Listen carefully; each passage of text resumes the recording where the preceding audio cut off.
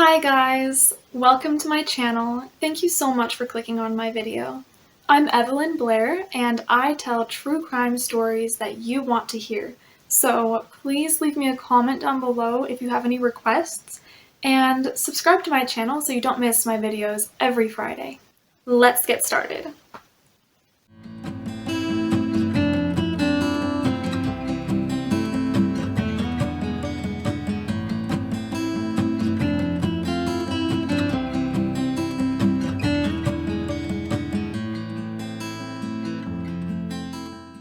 I'm still pretty camera shy, by the way, because I'm new to this, so I'm trying to stay composed, but I'm really sorry if I am awkward. Okay, I've got a real crazy story for you today. This one is insane. There are multiple victims here. You'll see what I mean. Many would say that this is an unsolved murder case because there's evidence supporting two different people as the killer. Just bear with me, and keep in mind I researched this story for hours, and I'm still just as confused now as I was when I started. There are so many contradictory records of this story, so it's really hard to know which ones are accurate. I'll do my best to give you the gist of the story, but please forgive me for being as confused as anyone about what actually went down. Our story begins in Amarillo, Texas, which is a place where, no offense, I could never want to live after hearing this cursed story. In 1981, on November 1st, the morning after Halloween, at the St. Francis Convent, the nuns were gathering for their daily mass. Sister Tadea Benz, who was 76 years old at the time, didn't show up. This was extremely unusual for her. Normally, she was really great about attending mass and participating. So all of her friends are like, what the heck, where is she? So one of the other nuns decided to go looking for her. She was found lying naked on the ground beside her bed, lifeless. At first, her friends at the convent assumed that she'd simply fallen and died of natural causes, so they wrapped her in a sheet, cleaned up the room a bit, didn't even think to contact the police. Idiots. That's not a judgment on nuns in general, just those nuns. Unless that was on purpose. I just think it seems really strange that they would see this body. Why wouldn't you call the police? Soon after, one of the nuns discovered a broken window on the first floor of the building. They finally called police to investigate if there had been a break-in. Police soon discovered the body of Sister Benz and did a full investigation. She had been beaten, raped, mutilated with a knife, and, in the end, strangled by someone's bare hands. Now, to residents of Amarillo, while of course this was a shocking and horrifying discovery, it wasn't exactly an unfamiliar story. There had been around 10 other elderly victims of rape in the neighborhood, including one woman who had been beaten and was so severely injured that she went into a coma. Somebody was obviously preying upon elderly women, and the entire city was on edge. Besides the rapes, there had been another murder of a woman named Narnie Box Bryson, who lived within walking distance of the convent, and she had been strangled with a telephone line. Apparently, witnesses on both occasions had seen a tan or dark-skinned man lurking nearby at around the times of the murders. The town went into hysteria. A serial killer was sneaking around town, targeting the elderly women in brutal attacks. Police said there were too many similarities in the two murders for it not to be the work of a serial killer. Both women had been beaten, raped, mutilated, and strangled. Both were elderly, and the killer in both cases had entered through a cut screen and had left behind black, curly hairs.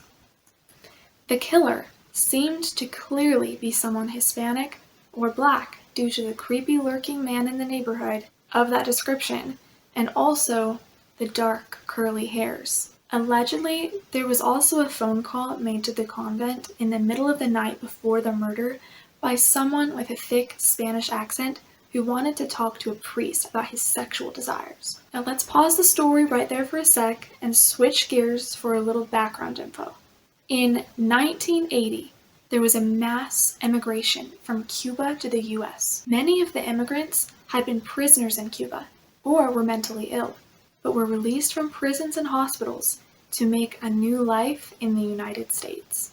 They first arrived in Miami, Florida, before moving throughout the country. Because of the high number of criminals who had come from Cuba, and since the criminal profile was likely enough to match that of a Cuban man, investigators demanded all Cuban men who had moved there from Miami to give hair samples, blood samples, fingerprints, and an alibi for where they had been on the nights of the murders. Among those interrogated were Leoncio Perez Rueda and his friend Fernando. They both were suspicious, and while they hadn't been in the country for long, they apparently both had been found trespassing, and specifically were caught peering into the windows of elderly women's homes. Based on that evidence, it sounds like they're prime suspects, right? I mean, they look super guilty. Right? Anyway, the police did actually declare the case solved when a witness identified Fernando as the man that she had seen lurking around the crime scenes. Investigators found fibers that they thought belonged to Sister Benz's nightgown on Fernando's clothes. Unfortunately, it was confirmed that the fibers were not from Sister Benz, and the police recognized that they didn't have much of a case against Fernando at all, since his fingerprints also hadn't been found anywhere at the crime scene. I don't know if they were suspicious of Leoncio, Fernando's friend, at the time. They should have been, let me tell you, but I'm getting ahead of myself. DNA testing wasn't available back then, so even with the hair and blood samples, there wasn't much they could do to prove anything. At least that's my understanding. At this point, the police were under a lot of pressure to find the culprit. It seems, based on what I'm about to tell you, that they were in a little bit too much of a rush. Up until now, this seems like a classic unsolved murder. But wait until I introduce who I believe was simply another victim in this horrible, horrible case. You're totally allowed to disagree with me, and for sure let me know in the comments if you do know better than I do, but hear me out. Johnny Frank Garrett was born on Christmas Eve of 1963. He grew up in Amarillo, well-loved and known by many in his community.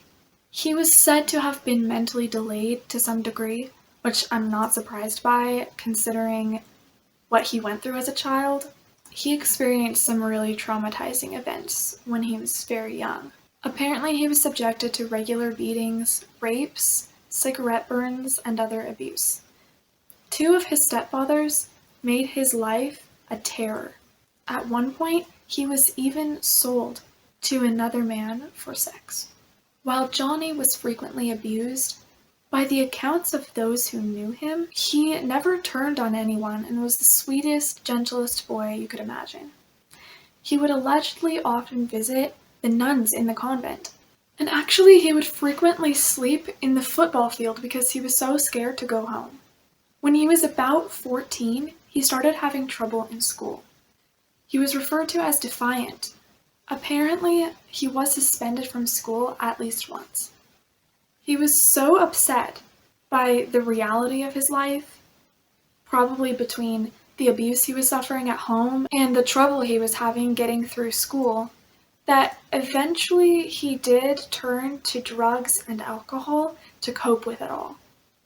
This put him in a really dangerous position because Not only was he impairing his own judgment and his mental clarity with the drugs and alcohol, he also became a prime suspect for police to point their fingers at. Now, the idea of arresting Johnny didn't exactly come out of thin air, but it did come out of the mouth of a local psychic. Apparently, she had dreamed of the killer. She thought she saw, in her vision, the form of a small, muscular man with dark hair and a face resembling Abraham Lincoln. She also wandered around the neighborhood of the murder, and she found the house that she believed belonged to the killer. This was the home of 17-year-old Johnny Frank Garrett.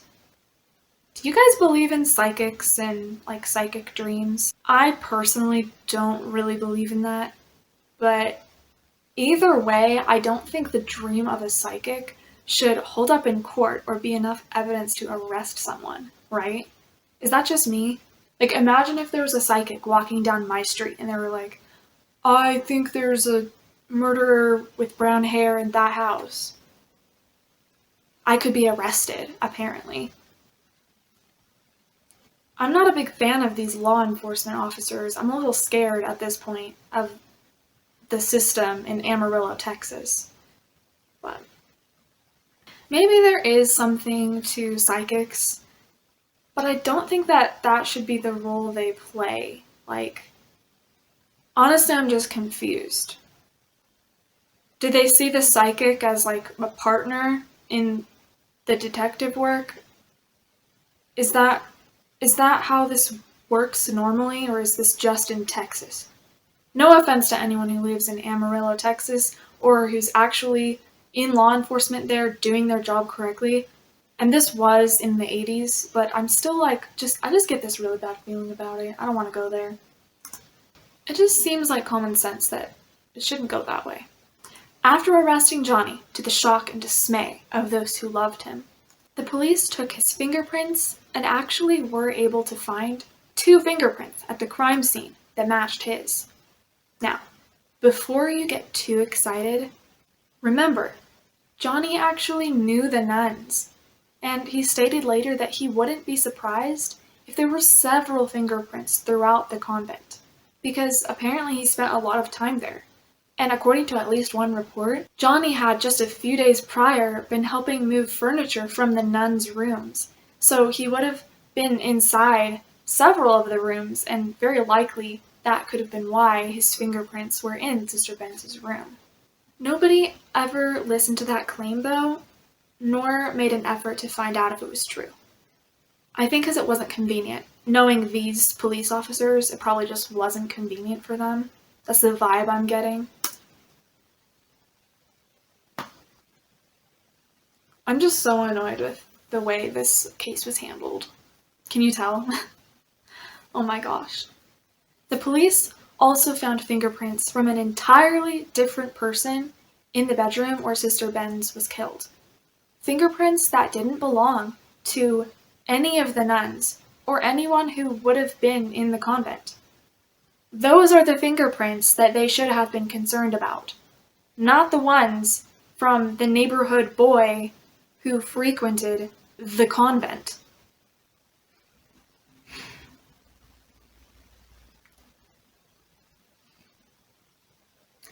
Meanwhile, Johnny was undergoing an intense interrogation, where the investigators' main goal was forcing a confession from him. They recorded audio of him being read his rights, but for some strange reason, they never recorded the rest of his interrogation. It was reported that after an hour of questioning, Johnny finally confessed to the brutal killing of Sister Tadea Benz. However, he wouldn't agree to sign the written confession that they presented to him. This means that we have absolutely no actual evidence that he did confess. And he did claim innocence, and actually stated later that the police were lying when they said he confessed.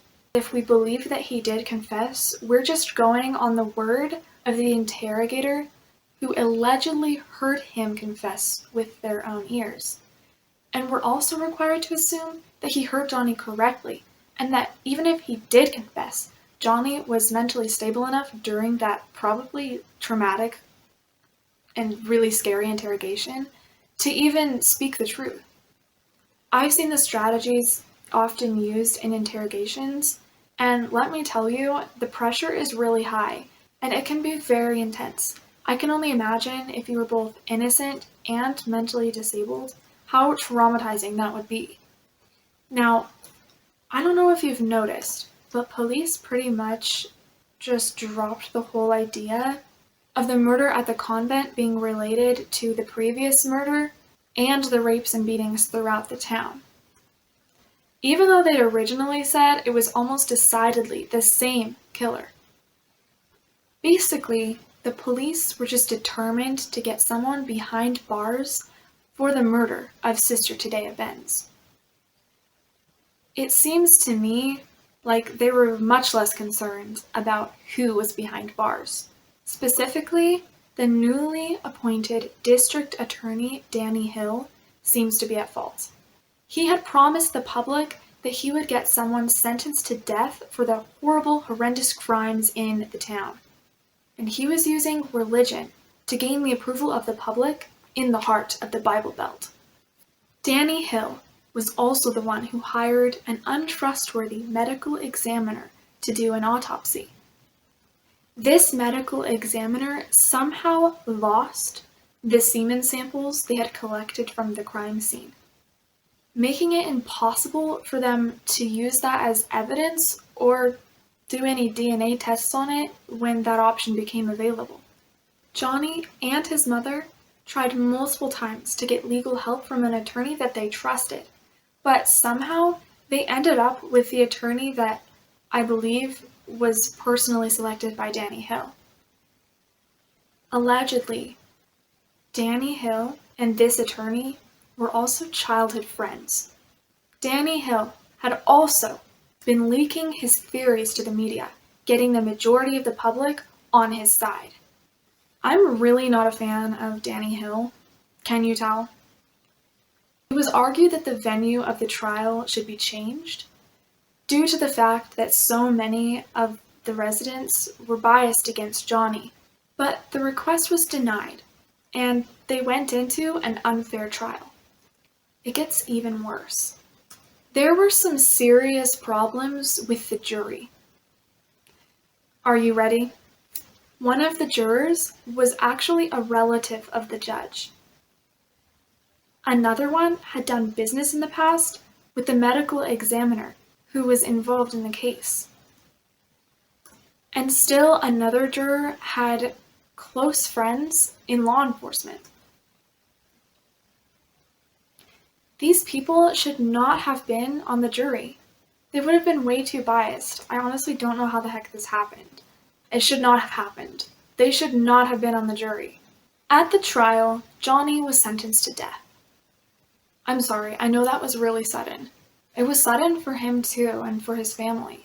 So, this case really, really messed me up. This one was so sad and upsetting. I might need a break.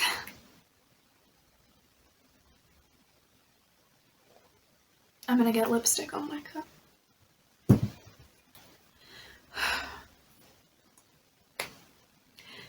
Johnny died by lethal injection at age 28 in the year of 1992.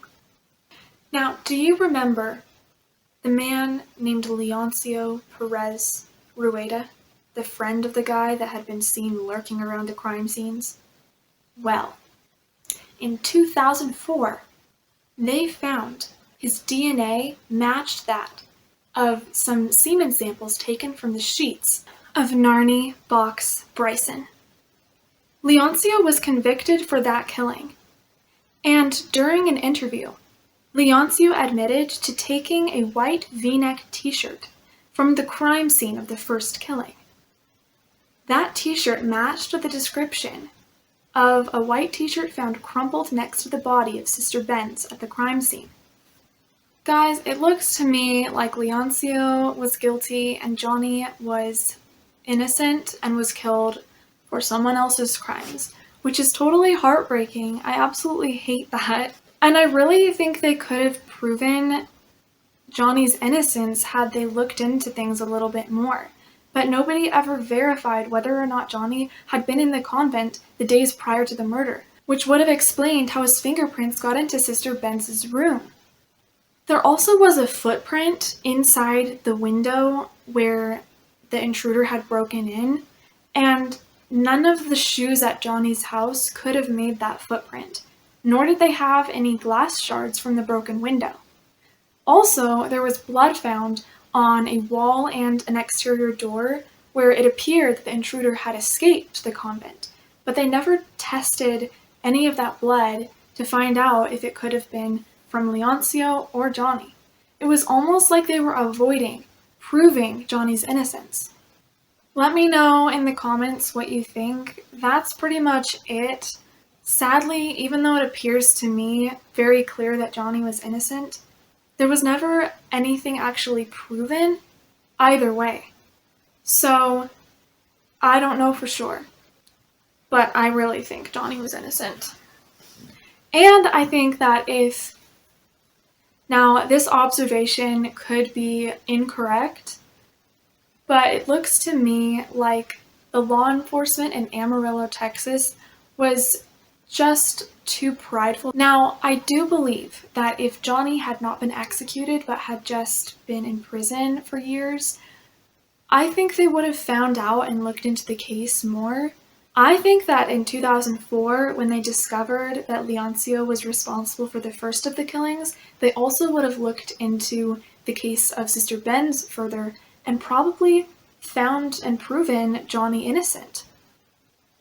But unfortunately, because he was executed, I think that law enforcement was too prideful to even look into the case more to see whether or not they had killed an innocent man. It's all really heartbreaking. There's at least one report that Johnny refused to give a last statement before he died, but others have passed on the story that he cursed those who falsely accused him. There were some crazy things that ended up happening to those involved on the case. I won't go too much into detail, but one of the jurors died falling downstairs just a few days after the sentencing. Another juror lost their daughter to a gunshot wound and their sister to an accident with a drunk driver. The medical examiner was arrested and convicted of falsifying autopsy reports in several occasions. And Danny Hill, the district attorney, committed suicide. What do you guys think? Do you think that Johnny cursed those who falsely accused him? Do you think the psychic was right? Do you think that what a psychic says should be used in court? Let me know in the comments. Also, what was up with those nuns? I don't understand. They literally found a body of someone who had been mutilated with a knife and beaten, most likely, I believe, and strangled. They were like, oh, I think she fell and just died. Was this a common occurrence at the convent? I'm confused. Or like, were they hiding something as well? What if the nuns were involved?